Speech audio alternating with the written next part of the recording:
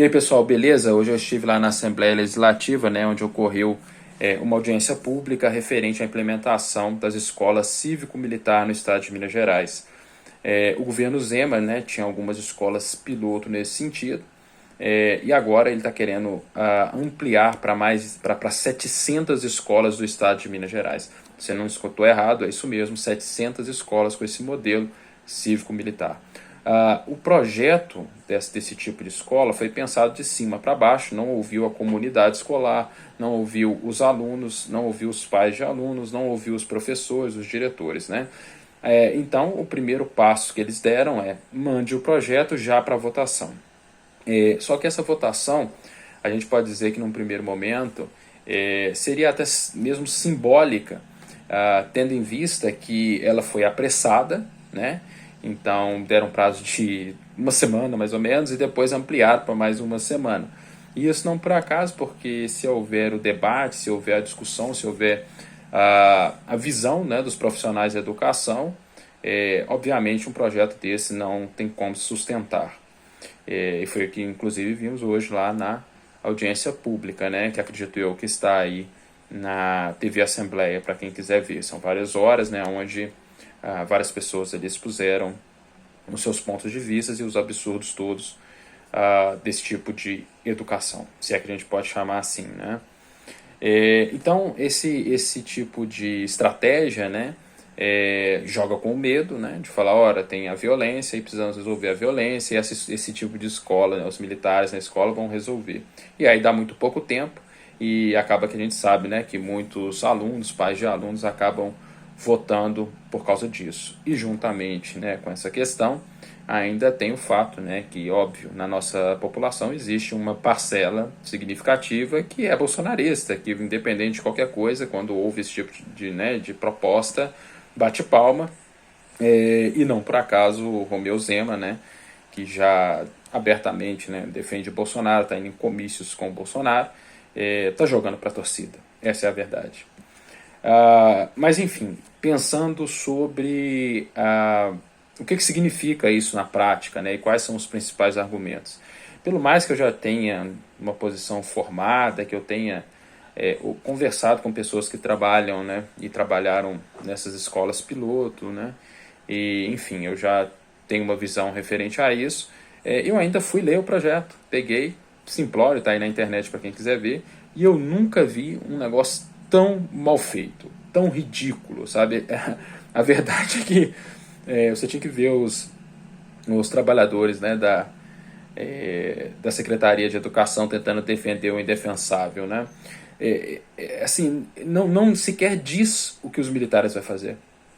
Então, imagina, você abre uma carta branca, né? Porque ao mesmo tempo que eles tentam falar que não vai alterar nada, não vai alterar nas aulas, não vai alterar na direção, não vai alterar nos pedagogos, nos especialistas. Então, para que vocês querem implementar? Né? Já seria a primeira pergunta. E detalhe, não é de graça, é com gastos. Foi curioso que a subsecretária disse nessa audiência pública que o dinheiro não ia ser tirado da educação, mas das próprias corporações, sejam bombeiros ou a polícia militar. Mas, afinal, quem que manda dinheiro para o bombeiro e para a polícia militar? Cai do céu, né? É do mesmo estado, né? Então, enfim, o dinheiro vai sim ser utilizado para pagar aí, né, uma porcentagem desses profissionais que vão estar lá, ganhando às vezes até 3 vezes o salário de um professor, né? E isso, né, tendo em vista que a estratégia inicial deles é colocar militares da reserva para estar ali ganhando aí uma porcentagem a mais dos seus salários, né? E normalmente vão ser oficiais que já ganham muito, né? Então a discrepância já começa por aí. Depois, que é importante frisar, e foi frisado algumas vezes lá na audiência pública, né, que obviamente é um projeto, né, uma proposta inconstitucional. Por quê? Porque a nossa Constituição diz claramente na parte sobre a educação que tem que prezar, né, assim também as leis e diretrizes, né, como a LDB, enfim, nos estados também, elas dizem claramente, defendem a pluralidade de ideias, tem que ser plural as ideias. Então, como é que você pode manter, né, esse princípio constitucional se você implementa esse tipo de escola na qual você não pode discordar daquela ideologia disciplinar, digamos assim, né? E aí é aquela situação, né, essa é a pura e simples repressão, né, uniformizar. Eles falam dessa coisa da padronização. Então, por exemplo, um aluno vai implicar com um aluno que, por exemplo, não colocar uma blusa para dentro da calça. Você vai implicar com uma aluna que pintou o cabelo de uma cor diferente. Isso já tem casos concretos disso, né? Tem vídeos aí mostrando aquela cena ridícula, né, do cara cantando hinos absurdos, assim, né, com expressões de fato violência, né, e chamando as crianças e adolescentes para ficarem ali naquela posição ridícula, como militares, batendo palmas, né, marchando. Essas coisas todas estão acontecendo nas escolas. Vai lembrar de mim! Vai lembrar de mim! Sou taticano maldito! Sou taticano maldito! Sou taticano maldito! Sou taticano maldito! E vou pegar você! E vou pegar você! E se eu não te matar? E se eu não te matar? Eu vou te prender! Eu vou te prender! Vou invadir sua mente! Vou invadir sua mente! Não vou deixar tu dormir! Não vou deixar tu dormir! E nas infiltrações! E nas infiltrações! Você vai lembrar de mim! Você vai lembrar de mim! Sou taticano maldito! Sou taticano maldito! E vou pegar você! E vou pegar você! E se eu não te matar? E se eu não te matar? Eu vou te prender! Eu vou te prender!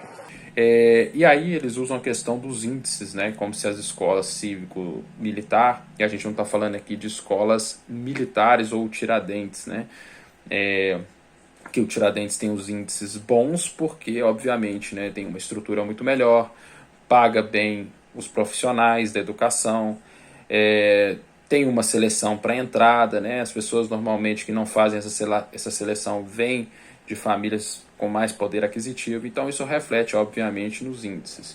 Mas em relação a essas escolas modelo, né, essas escolas que foram, no caso, piloto, elas já tinham índices bons, já tinham índices melhores que diversas outras escolas da rede estadual. Então não mudou nada, eles só escolheram essas escolas que já tinham bom índice para virar cívico-militar. Mas aí imagina, né, nesse contexto, bem, a minha formação é filosofia, para quem não viu nenhum outro vídeo do canal, né, que até porque posto pouco aqui, mas Foucault tem um livro sensacional que chama Vigiar e Punir, né, que assim indico a leitura para qualquer pessoa, né, desse grande pensador e desse grande texto. E lá a gente vê ali Foucault mostrando, né, como esses ambientes que buscam, vai dizer Foucault, né, criar corpos dóceis, né, eles matam a sua personalidade, a sua criatividade, a sua individualidade, né, é a lógica das massas, né, daquela coisa do mais um, né. Então Foucault já, né, nesse livro elenca lugares como o exército, como o hospício, como os hospitais, como as escolas, né, enfim, todos esses locais, incluindo aí também, né, as casas chamadas aí de recuperação, né,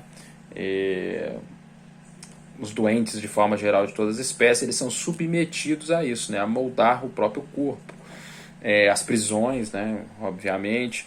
Então, esses ambientes disciplinadores, né, também outra expressão de Foucault, eles acabam por matar, né, para tolher a individualidade do ser humano. Então é aquela ideia da produção do sujeito normal, né? E com isso o chamado anormal para aquele grupo é sistematicamente estigmatizado, perseguido, discriminado, né? Então não é, vamos falar assim, só um mero modo de ver a vida, né? É um modo de tolher a própria vida. E em relação à própria punição, Foucault também nesse mesmo texto mostra, né, que as punições mais pesadas não foram eficientes para, digamos, corrigir o problema das violências, dos crimes, nos diversos momentos da humanidade. E em relação à escola não é diferente. Não existe mágica, né? Então é preciso entender que as escolas elas estão inseridas na sociedade. Então, não por acaso as escolas, às vezes, numa região que é mais violenta, numa região que é mais pobre, né, que tem menos poder aquisitivo, menos escolaridade, ela reflete isso ali dentro. Você vai ter mais problemas de indisciplina, você vai ter mais problemas de abandono escolar, né? Então, né, a escola ela não está fora da sociedade, não existe a sociedade ter problemas e aí você chega ali dentro da escola e acaba com eles como um passe de mágica. Isso é uma ilusão, né? E, obviamente, né, se a mera repressão funcionasse para, né, criar grandes pensadores, ou enfim, né, que os educandos tenham ali a efetividade na educação, o sistema socioprisional seria maravilhoso, né? Só sairia de lá Einstein, né? E está muito longe disso acontecer, né? Enfim, então a gente, quando pensa nessas coisas todas e no projeto, né, que está ali descrito, ele não define absolutamente nada. E ao não se definir nada, né, do quais seriam as funções desses militares, só colocam essa questão da hierarquia, né, da disciplina, da padronização dos uniformes e essas coisas, é o mero louvor ao militarismo. Né? Então, quer dizer, o militar passa a ser aquele ente que sabe todas as coisas, né, para controlar a educação. Eu fico pensando assim, se você me chamar hoje para mim gerenciar, chefiar uma empresa, digamos, sei lá, de turbina de avião, né? Fabricantes de turbina de avião. O que eu vou poder falar lá? Imagina, eu vou chegar para um engenheiro e vou querer falar com ele como é que ele deve portar ou fazer alguma coisa. Então o que um militar, simplesmente por ser militar, entende de educação, entende de ambiente escolar, entende de pedagogia, entende de disciplina mesmo dentro das escolas, né? O próprio conceito de disciplina para um militar é diferente da disciplina escolar, né? No sentido de que a disciplina pregada no ambiente militar é a obediência cega, né? É aquela coisa de ordem dada, né? Missão dada não se discute, se cumpre. E na escola se discute sim para chegar ao melhor consenso, à melhor posição, né? A chegar a um consenso, melhor dizendo, e a melhor posição. Então é totalmente oposto. Agora, né, a gente está falando de um amante da ditadura que é o Zema. Até porque vocês devem ter visto aí recentemente a entrevista do Zema, na qual ele fala, coloca em xeque, né, a própria existência da ditadura militar, relativizando, dizendo que é uma questão de interpretação se houve ou não ditadura no Brasil. Eu vejo isso como uma verdadeira agressão, né? Eu vou até colocar aqui esses dois vídeos para a gente não terminar esse vídeo, essa crítica que, né, curta, a gente poderia estender mais aqui, mas é como eu disse, o outro lado é patético, não tem sequer argumento, o projeto nada diz, né? É só um louvor ao militarismo, é simplesmente isso, né? Não tem nada concreto, né? A não ser aquela coisa, vai ser a hierarquia e a ordem velada, a direção velada, né? Então imagina, que proteção que vai dar um militar aposentado? Nada, né? Então só vai reprimir mais os estudantes que já são vítimas da sociedade aí, em muitos sentidos, né? Então essa repressão vai cair mais no aluno negro, vai aumentar todas essas discriminações, né? Referente a, enfim, as minorias de forma geral. Então é isso que na prática vai ser essa questão, né? Imagina que coisa mais ridícula ficar cantando o hino nacional todos os dias. É o tipo de coisa que, meu Deus do céu, né? A pessoa tem que gostar muito de obedecer, tem que ser uma viúva da ditadura militar, né? Então eu vou colocar esse vídeo aqui do Zema para a gente finalizar, né? Então imagina, um cara que relativiza um período no qual pessoas foram torturadas, mortas, desaparecidas, né? Como se não houvesse ditadura, que sequer a gente podia eleger um presidente, colocar como se isso não fosse, ter a possibilidade de isso não ter sido uma ditadura, né? Imagina. Não por acaso ele está tentando implementar isso daí agora. E também eu vou colocar aqui para a gente finalizar, na sequência, um vídeo de um depoimento. A Aurora, né, que foi assassinada aí pela ditadura militar, um depoimento bem pesado, que, como eu disse, né, quando uma pessoa fala ou relativiza a ditadura militar no Brasil, ela está fazendo uma nova agressão. Vamos para os vídeos aí. No dia 10 de novembro de 1972, No Jornal Nacional, o Cid Moreira lê uma nota oficial do Primeiro Exército, dando conta de que foi morta num tiroteio a terrorista Aurora Maria Nascimento Furtado. E de manhã cedo, no dia seguinte, a família me liga e me pede para ver se eu conseguia liberar o corpo. Eu fui ao Exército, o Exército que não era no DOPS, eu fui para o DOPS, disseram que não era lá. E quando eu descia do elevador, um policial que me conhecia das tantas idas me disse, o corpo estava no IML, mas já foi para o cemitério no Caju. E eu fui para lá. Cheguei lá, estava a Dirce Drache. Dirce Drache é uma advogada que trabalhou com Lino Machado. Quando eu cheguei, a Aurora estava já no caixão. Gente, é muito difícil lembrar isso. Ela foi posta um pano branco rasgado na manga e aqui para imitar um vestido. A gente foi cobrindo de flores. Ela tinha um olho saltado, o outro completamente preto, um afundamento. Um afundamento no maxilar, uma fratura exposta no braço, mordidas pelo corpo. Não tinha unha nem bico de peito. O cabelo dela era liso. Ela tinha 26 anos, branquinha. Eu tinha a mesma idade dela. O cabelo dela liso assim, e tinha uma franja que tinha sido cortada em cima da sobrancelha, toda irregular. E eu fiz um gesto, desse gesto de carinho que você faz em criança, passando a mão assim. Quando eu passei a mão, que o cabelo levantou, meu dedo afundou. Aí eu comecei a mexer no cabelo. Eles tinham, a última coisa que fizeram com ela foi apertar um torniquete. Por isso que ela tinha o olho saltado.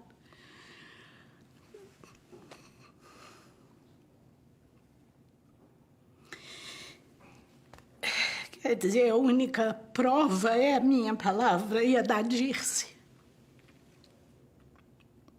O pior disso é que eu tenho certeza que os homens que fizeram isso com ela eram os mesmos que estavam lá. Até a ambulância sair com o corpo dela para São Paulo. A gente tratou de botar muita flor nela para ver se os pais não percebiam. Desculpa.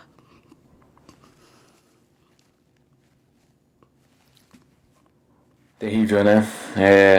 Depoimento sobre a tortura e a morte da Aurora. E você escutar alguém relativizando a ditadura militar ou falando que não aconteceu, é uma nova agressão, né?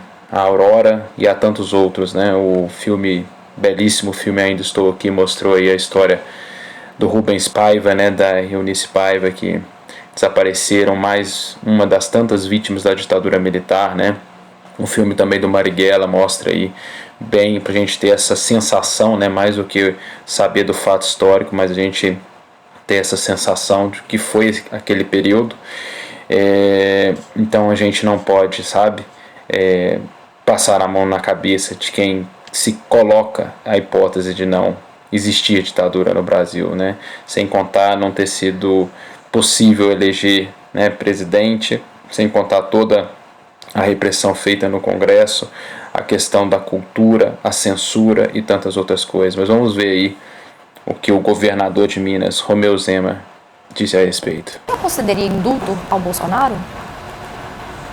Não foi concedido indulto a assassinos, a sequestradores aqui? Veja bem, né?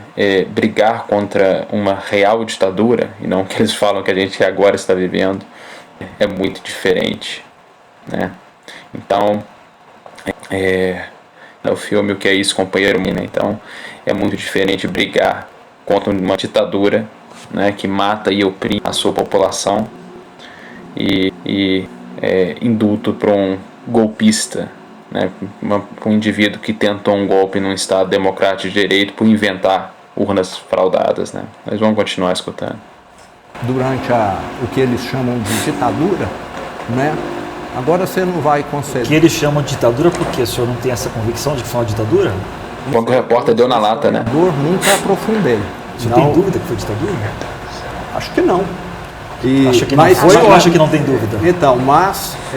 Olha, querendo ficar em cima do muro, a gente esquivar agora, viu que falou merda? Assassinos, etc., que tiveram uma... Que vergonha alheia, né? Então, eu acho que nós temos de olhar para o futuro. Na minha opinião, quando você está fazendo política e só procurando atacar, diminuir seus adversários, eu acho que essa política... É uma nova agressão. Uma nova agressão a quem sofreu. Precisar esclarecer esse ponto para não ter um mal entendido. Quando você fala acho que não houve ditadura ou acho que não tenho dúvidas de que houve?